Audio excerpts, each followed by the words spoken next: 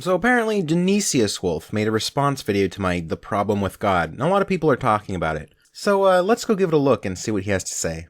Hello, everyone. Oh, Jesus, this is going to give me a headache, isn't it?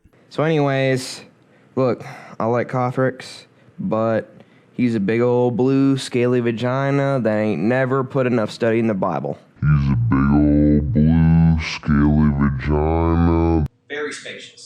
Okay, I see how it is.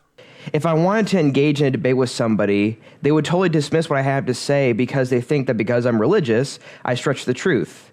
They've already made up their mind about what I have to say, and they've not heard a word of what I've had to say. Okay, the reason that I've made up my mind about what you have to say before you've actually said it is because I've heard it all before. Yeah, I know, I'm acting like I've never seen this video before, and these are my legitimate first responses, but I've seen it a few times before I even wrote anything for this, so anyway, there isn't a single thing you say that I haven't already heard several times from other people. In fact, you hardly even give your own thoughts on anything, you just quote other people.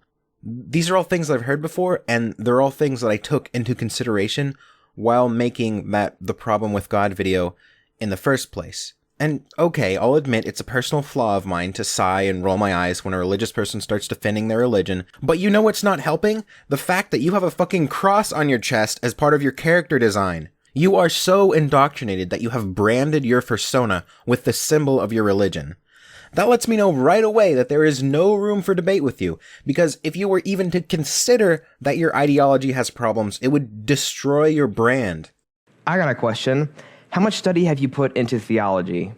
Which bodies of texts have you read? Proof for God has been one of the greatest goals of Catholic theologians or theologians in general since the beginning. I mean, have you read anything by St. Thomas Aquinas, St. Augustine, G.K. Chesterton, Antonin Cernolagus, Soren Kierkegaard? I mean, the list goes on, and there are still tons more I'm not listing. Oh boy, early Catholicism. The same people who would fucking kill you if you disagreed with them. You might want to take the things that they say with just a little grain of salt there.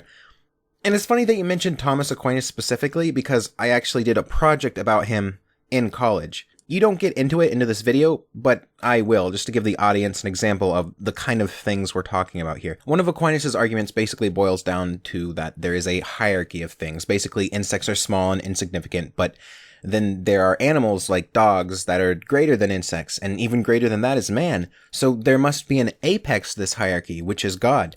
The problem is, no, that doesn't mean that. There's no hierarchy of greatness. Things are just biologically different. In some ways, worms are greater than man. They can regenerate their bodies if damaged. Even some plants could be considered greater than man. Trees are basically immortal. There are microbes that can survive in space. And even if there was a quantifiable level of greatness, who's to say that there is something above man? Why isn't man the apex? And all of Aquinas' arguments are like this. Basically, if there is a thing and there is a greater thing than that, it means God exists and that's the greatest thing. I mean, I'm sure this blew people's minds 800 years ago, but it's pretty weak by today's standards. The problem isn't there is no conclusive proof. The problem is you don't have conclusive proof, so you think that there is none. Right, I don't have conclusive proof. Because no one does. If there was conclusive proof that God existed, then people wouldn't need to keep arguing about it. You know, not even just Catholicism. What of Christianity have you gotten into? How much have you really read? How much have you really studied? You know, God and other metaphysical aspects of faith are not the same as shit like goblins and dragons. They're two absolutely different things. No, what? There are demons and people who talk to ghosts and rituals to cleanse yourself of magical effects and curses and wizards and shit in the Bible. What do you... There are dragons in the Bible. You do realize that a good deal of our modern fantasy and supernatural media has its roots in the Bible, right? Why pay heed to what you say? You just said there's no objective morality. I don't believe in objective morality.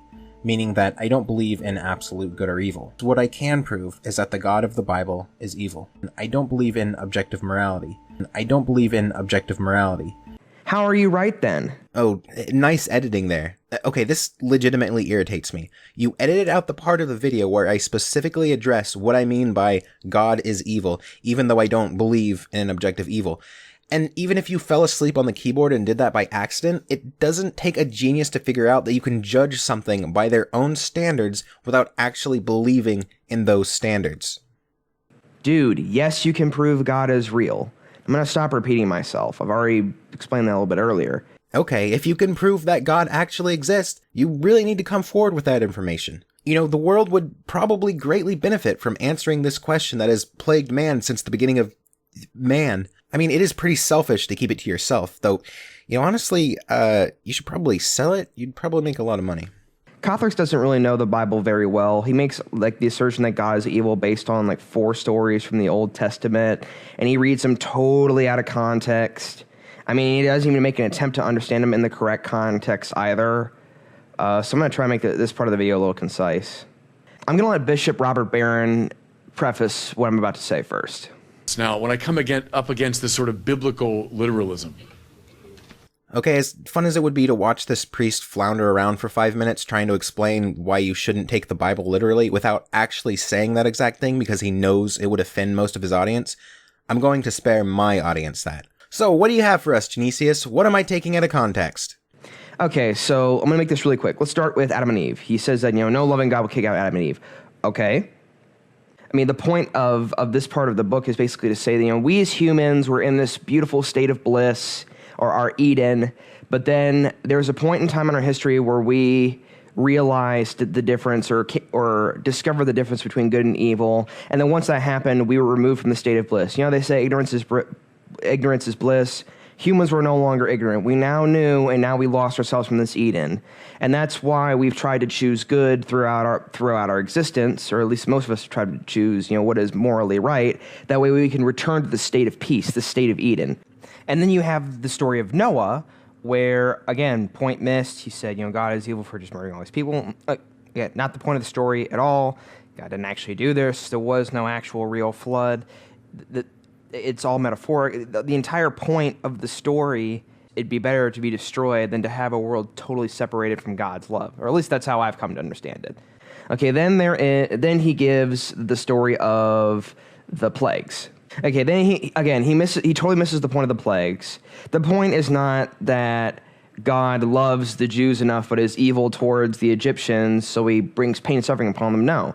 The point of the story is God essentially proves himself to these other people, and by proving himself, he proves that the Hebrews or the Jews are God's chosen people. Now, how do you prove yourself? Well, you show your power, or you show your dominion or existence or whatever above all the other gods. Each plague represents a god of Egypt that was, metaphorically killed or destroyed by God.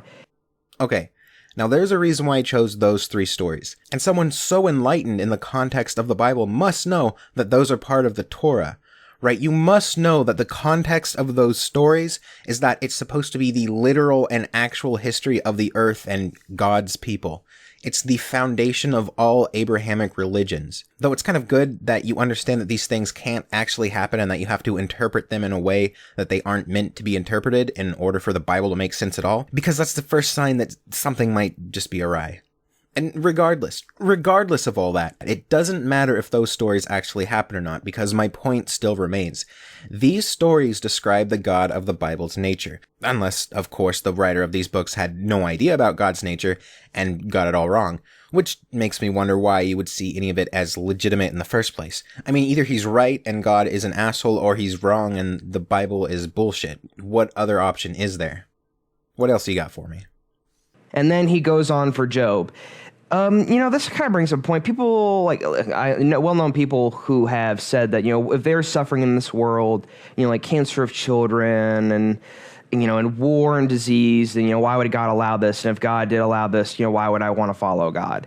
God has given us the choice of free will, because love out of free will is true love. Now, you can't have a world of free will. You can't have people of free will if the world is not subjected to free will. That means that while beauty must exist in the world, evil must also exist. This is kind of how free will exists. I mean, if God wanted us to have free will, he couldn't have our environment be in total good or in total bliss, because then we would not be. Our design is heavily determined by our environment. And if we as God's children are to have free will, our environment must have free will. Wow, way to totally miss my point. I know why there's suffering in the world, because people are assholes. I knew that when I was a Christian, and I know that as an atheist. My point with the story of Job was that God specifically singles out this person and allows all this horrible shit to happen to him just to settle a bet with the devil. I mean, it's a pretty fucked up story. And once again, either you take it literally and say that's how God acts and he's an asshole, or you take it as a story and wonder why it's part of the Bible to begin with.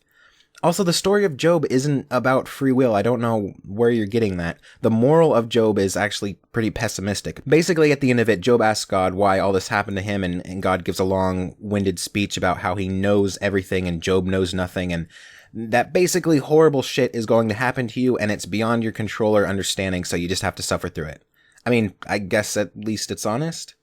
You think you know God, or even Scripture, so well that you're going to say, I'm going to be morally good and not follow God. I'm going to let the arrogance of his statement speak for itself.